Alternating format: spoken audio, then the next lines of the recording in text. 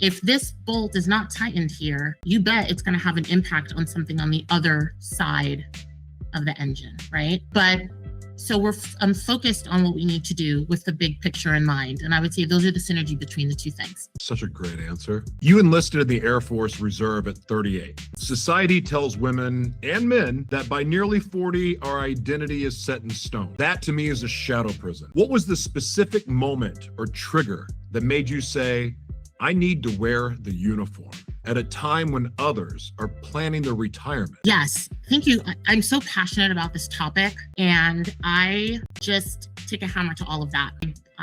It does not apply to me, and everyone should believe that does not apply to them as well. These are fake things that are created to limit people. I don't know who's creating it. We just all kind of grow up and then we hear about it, and it's just this narrative that's been going around. I don't know where it started. I don't know whatever, but I just don't pay any attention to that whatsoever.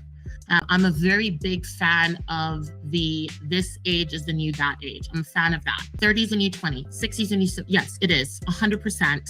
You are the age that you feel. And for me, in many ways, I'm thinking, I probably could have joined even later because of how I feel. But I'm glad I was able to join before the cutoff, which is 39. And I joined because that was in a time when I had already come back from Sierra Leone. So I enlisted in August of 2020, and I had finished grad school as well. So I was in this, and then COVID came and lockdown came. And I was in this place in my life where I was heavily reflecting, like many of us were doing during lockdown, because what else was going on? I was very much reflecting on a lot of things in my life at that time. And I'm grateful for that time to be able to sit and think, oh my gosh, wait, the whole world is shutting down. There is no job right now that I can go do, or anyone can go do.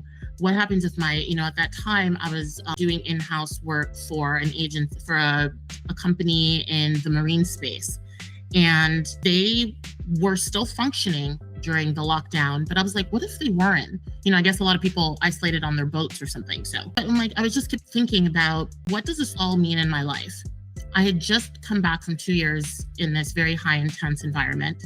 Then I jumped right into a master's degree immediately after that. And that program was amazing. It took us all around the world. So I got to work on some wonderful projects on many continents, even after my Sierra Leone experience.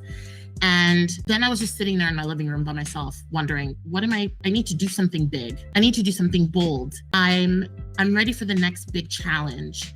And the work that I did in Sierra Leone alongside so many wonderful people was so rewarding. And it was a time when I was thinking about, how can I serve my country? What can I do for my country? All throughout high school and my childhood, I volunteered for a lot of organizations. I did Habitat for Humanity. I did a lot of things. So being of service is really part of my childhood. And sitting there in my living room that one afternoon, I was really thinking about and this was around January, February of 2020.